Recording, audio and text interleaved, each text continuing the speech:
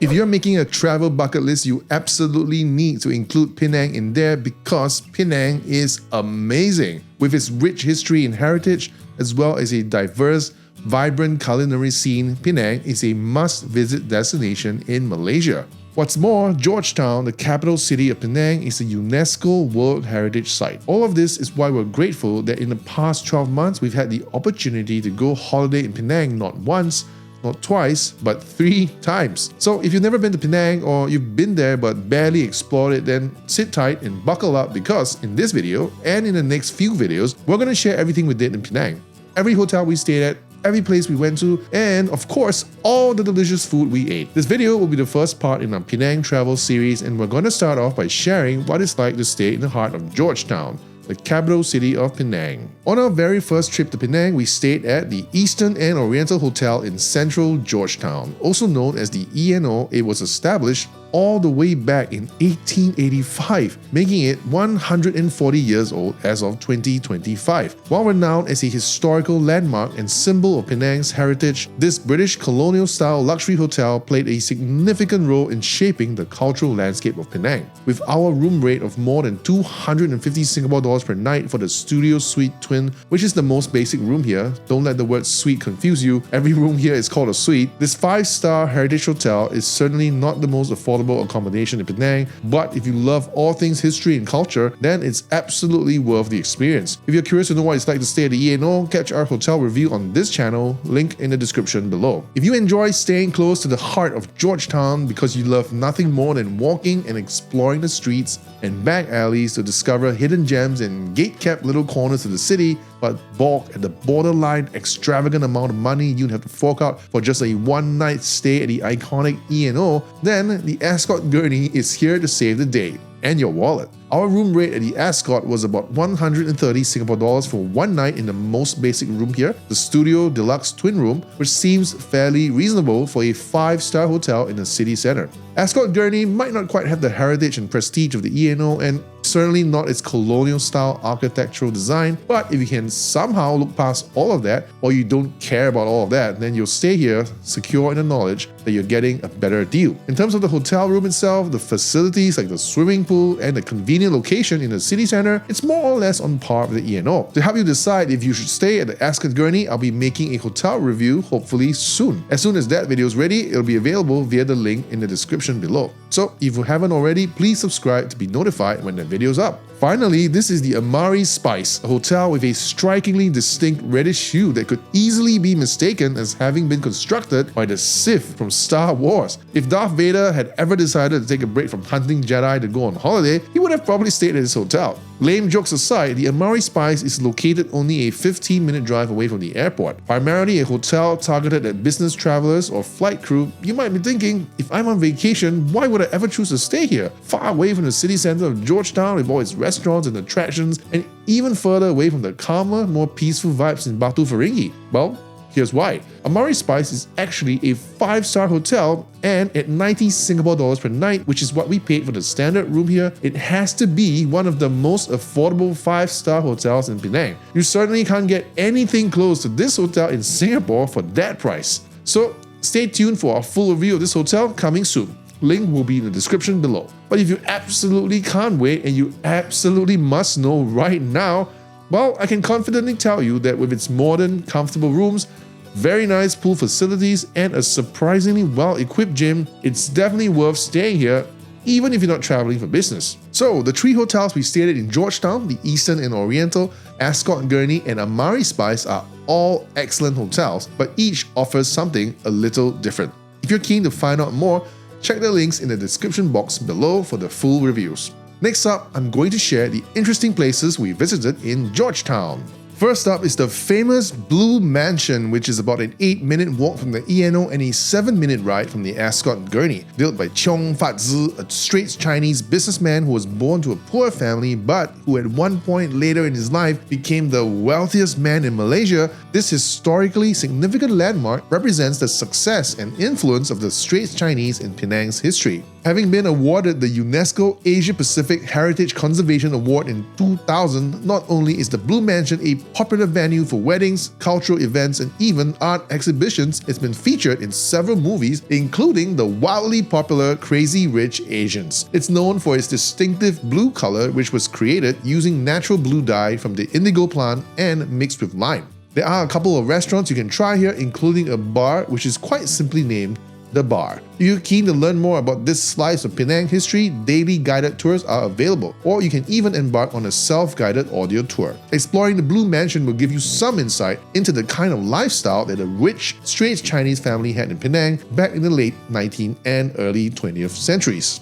Penang Hill is another popular tourist attraction in Georgetown. Located in the Ayer Itam suburb, it's about a 20-minute ride from either the ENO or the Ascott Gurney. It was extremely crowded on the Saturday that we were there. To get to the top of the hill, you have to take a ride on the funicular from the base station. Tickets cost between 16 to 40 ringgit for adults and 8 to 20 ringgit for children, depending on whether you take the normal or fast lane. The funicular is kind of like a small little train that goes up the hill. Well, technically it's a cable railway system, but the important thing to know is, as a tourist, it's the only way for you to get up the hill, and it only runs every 30 minutes, so with the weekend crowd, it can be quite a long wait. For ourselves, we actually waited and queued for almost an hour before we could board the funicular. So if you don't mind spending a bit more money, it might be worth it to take the fast lane, as it sort of allows you to get to the front of the queue. Whether you choose to wait or decide to spend extra money in order not to wait, once you've ascended to the top of the hill, it's sort of worth it. Because it's more than 800 meters above Georgetown, it's ever so slightly cooler, and the view is of course amazing. There are all sorts of activities you can get up to here. Enjoy panoramic views of the city, or go on a nature walk at the Habitat, which is an eco-heritage park that combines nature, history, and architecture, or visit historical bungalows, many of which were built in the 1800s like the ENO Hotel, or even get a massage. If you feel like grabbing a bite, you can eat at the Cliff Cafe, which is sort of a 3-story food court, or dine at any of the fine restaurants there like the David Brown's Restaurant and Tea Terrace. Is it worth going to Penang Hill? Absolutely. Just try not to visit on a weekend or public holiday, as the crowd and the snaking queues for the funicular can make the wait excruciatingly long. This is the Penang Esplanade, or the Padang Kota Lama in Bahasa Melayu. Apparently, this is where Francis Light, who founded Penang and its capital city Georgetown, first landed in 1786, so a historically significant location. This is a photo of the Esplanade back in 1890, more than 100 years after Francis Light landed. Back then, the Esplanade was a military parade ground, but in the present day is where many of the celebrations and cultural activities in Penang take place. And because we were there on Chap Gourmet, or the 15th day of the Chinese New Year,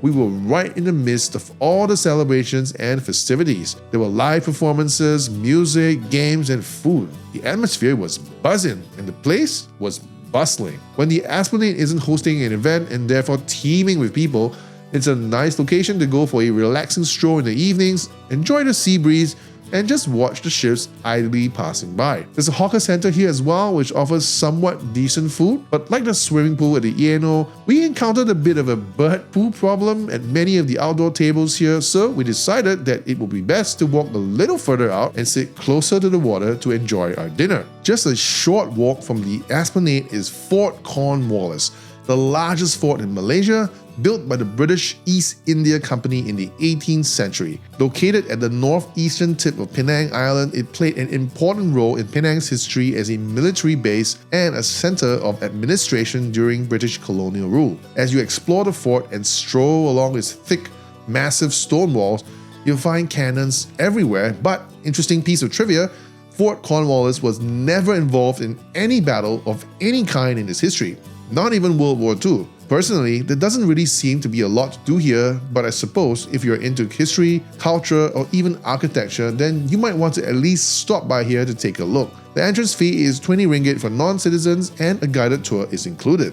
This is the Top Penang, an indoor theme park in Georgetown with a bunch of attractions, including what they call a Jurassic Research Center, which is filled with more than 200 animatronic dinosaurs for you to live out your Jurassic Park fantasies. But perhaps the most popular attraction of all is the Rainbow Skywalk on level 68, which is at a height of more than 800 feet above sea level. So if you somehow missed out on Penang Hill but still want to enjoy nice views of the city, come here. Anyway, up at the top, not only do you get fantastic views of Penang from all angles, but you also get to experience walking on air on the semicircle shaped glass walkway that they call the Rainbow Skywalk, which can be slightly nerve-wracking when you're standing on it. Just try not to look down when you're navigating the walkway. The moment you look down is when your brain fully registers that it is a glass bottom and it could crack at any time and you could go all the way down. That's when you start to panic, so don't look down. Now, if the remote possibility of suddenly dropping more than 800 feet to the ground isn't thrilling enough for you, then you can take part in the Skybridge Walk on level 65. Basically, it's where you go on a guided walk on a narrow platform attached to the side of the building with only a safety harness and a safety netting to protect you. There is a height and weight limit though, so you might not be able to try it. I didn't qualify, but based on what I observed from the other people who did try, it seems pretty tame and not particularly exciting, so I didn't feel like I was missing out on much. But don't take my word for it, I mean, I could just be low-key sour grapes here. Anyway, just like the KL Tower or any tall building whose key selling point is a majestic view of the city from a great height, the best time to visit might be in the late afternoon or evening, as you would get the best of both worlds. The daytime view and the nighttime view.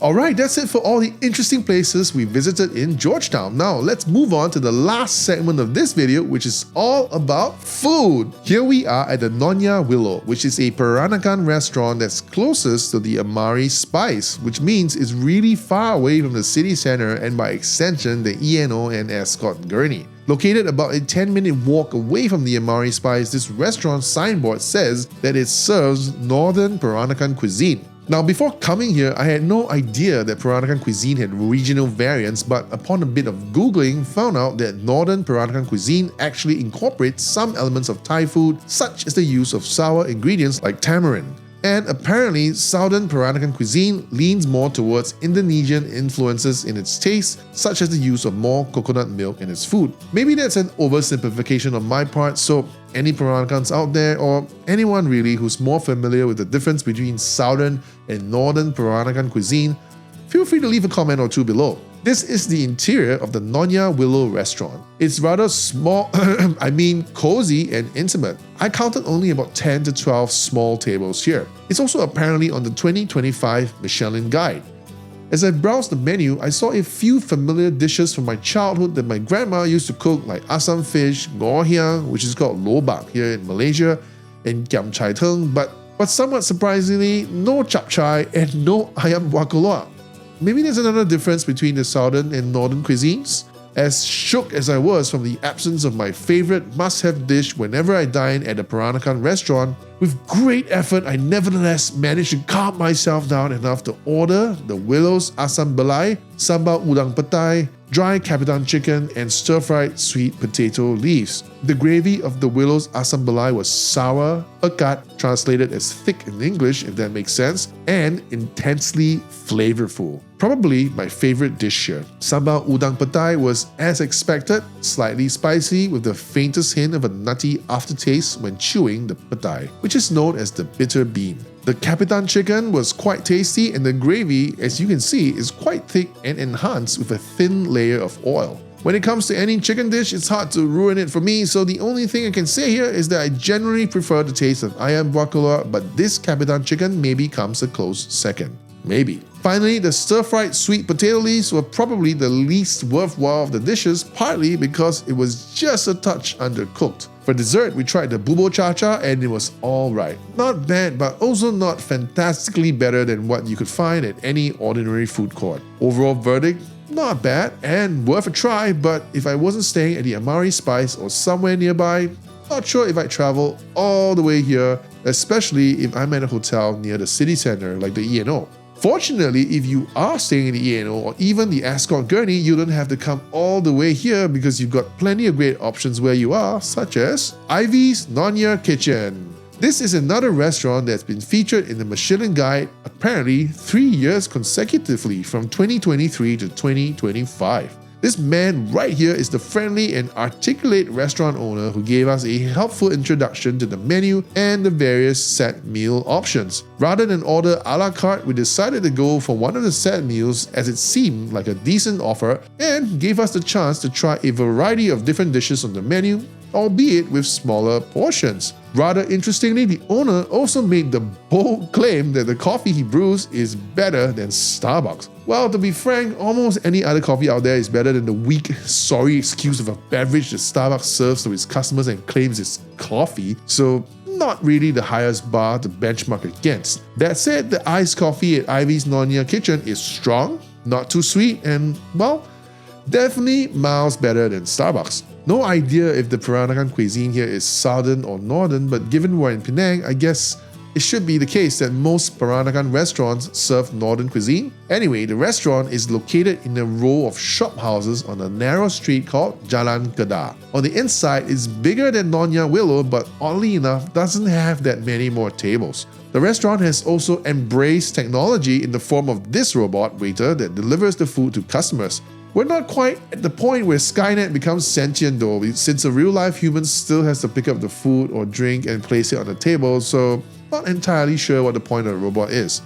Maybe the uncle got a steep discount on the robot and thought, might as well. Anyway, the set meal we ordered consisted of asam fish juhu char. I don't know if I'm pronouncing that correctly, but if you're not familiar with it, it's basically the stir-fried filling of a popiah without the popiah skin. Hu piao teng, or fish maw soup, capitan chicken, again, and otak, which is a spicy fish paste typically wrapped in a leaf. My favorite dish here was again the Nonya Asam fish, which was surprising even to me because, like Gustavo Fring from Breaking Bad, I'm more of a chicken man myself. Speaking of chicken, the Capitan chicken was decent and decidedly less oily than Nonya Willow's version, but I preferred the one at Nonya Willow. This right here is the lobak, which is a sliced meat roll prepared with 5 spices. We call it ngoh hiang in Singapore, but it's pretty much the same thing. This was my second favorite dish here, and this right here is the juhu char, which you can just eat as it is or stuff it into a leaf with a bit of chili and eat it like a wrap.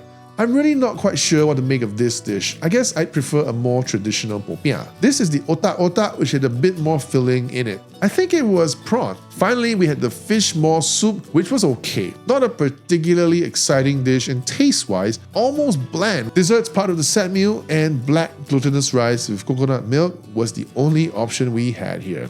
It was okay. We were in the mood for chendol, so we asked if they had any. They didn't in the restaurant itself, but there's a cafe nearby that's affiliated with this restaurant, so they went ahead and got the chendol from that cafe just for us. Having tried quite a few different chendol variants when we were in Malacca, this particular one was definitely not on the same level. That's not to say it was bad by any means, it's still chendol and chendol's almost always good. But maybe the ratio of gula melaka and coconut milk and ice in this were not quite to our particular preferences. Kinda like how everyone has a particular type they prefer in their romantic partner, you know what I mean? Overall, it was a decent meal, and if I had to pick a winner between Nonya Willow and Ivy's Nonya Cuisine, the latter takes the win, but only marginally. But we're not quite done yet because there's one more Perankanan restaurant we tried, Jason Nonya House. This restaurant is mere minutes away from the Esplanade and Fort Cornwallis. With an interior design that is charmingly reminiscent of an old school coffee shop, it is probably the most modest looking of the 3 restaurants we went to. Not that the other 2 were exactly cutting edge in design, but as some might be fond of saying, the more humble looking the place, the more delicious the food. Maybe there's some truth in that saying, maybe there isn't, I can't say for sure, but what I can safely say is that Jason Nonya House is worth a try.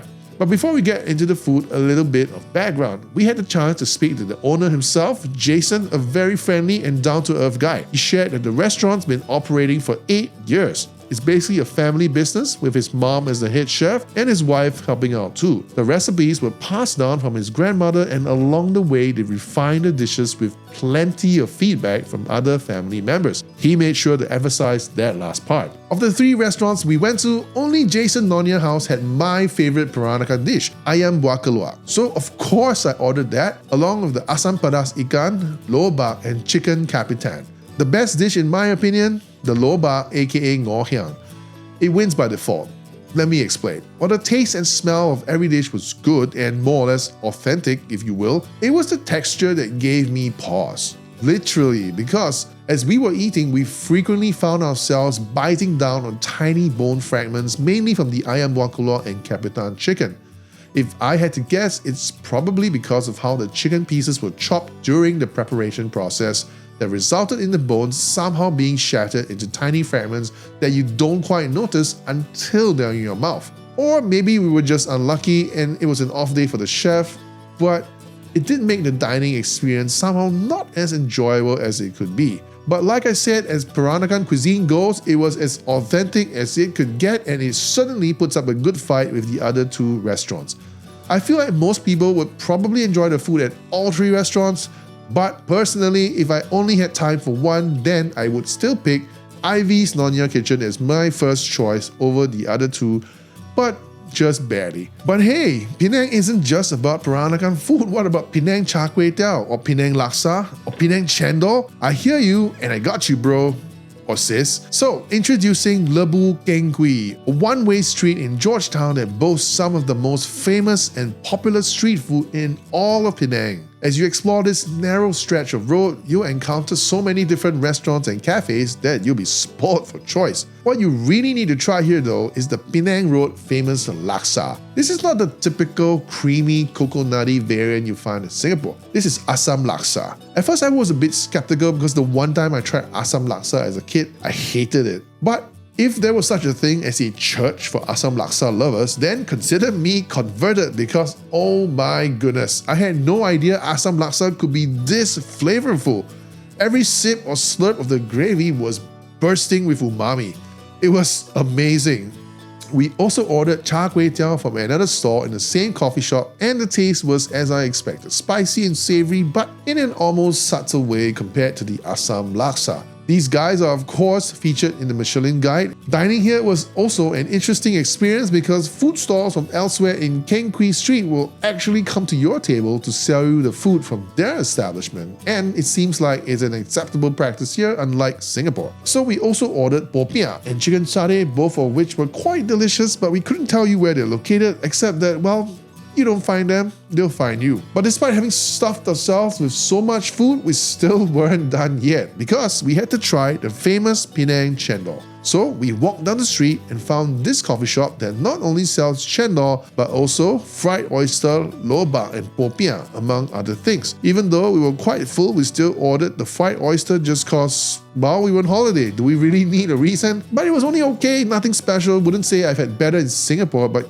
kinda expected more from it, especially since everyone and his neighbor keeps harping on about how Malaysian food is better than Singapore food. And we also ordered the chendol, of course, and I will say, while it was good, I definitely prefer the Malacca variant, which typically has more gula melaka and is creamier. The Penang variant feels like it's holding back somehow. Like it knows it's ultimately an unhealthy dish and it's trying to remedy that by balancing the sweetness and creaminess with the amount of ice. But it's kind of like how Uncle Roger criticized Singaporean food as a watered down version of Malaysian food. Well, maybe a hot take or unpopular opinion, but Penang Chendol is like a less tasty version of Malacca Chendol. Still good, but not as good. Our final stop in Penang was to Rasa Rasa, also known as Kway in Mandarin Chinese. This cozy little cafe is tucked away somewhere near the eastern coastline of Penang Island along a sleepy street called Gat Lebuh Chulia. Rasa Rasa is housed in the building along with various other restaurants as well as shops selling a wide assortment of trinkets and souvenirs. On the narrow lane or alleyway just outside the building, perpendicular to the main road, you'll find street art such as this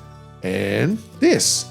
As you enter the cafe itself, you almost immediately notice the very interesting interior. The owner has decorated the inside with quite a diverse and quirky collection of trinkets, ornaments and fixtures, seemingly without any particular theme in mind. It's charmingly eclectic and somehow it just works. It definitely catches the eye because while we were there, a couple of tourists actually came inside to snap photos without dining here. So the menu here is Muslim friendly and they offer a few different variations of nasi lemak, mee goreng, bihun goreng, toast and soft-boiled eggs, and even Western-style breakfasts like scrambled eggs, ham and sausages. It's all comfortingly familiar and undoubtedly delicious, as we found out for ourselves when we had the nasi lemak with curry chicken, mee goreng with curry chicken, lobak, and a couple of drinks. Simple food, but simply satisfying. When paying the bill, I had a chance to chat briefly with the friendly owner, and among other things, he shared that they had to reduce the spiciness level of the food to cater to tourists with a lower tolerance for spiciness. That's too bad for those of us who prefer a little kick in every bite, but it is what it is. Definitely worth stopping by Rasa Rasa. After a meal, you can spend a bit of time browsing the various shops here and also enjoy the street art just outside.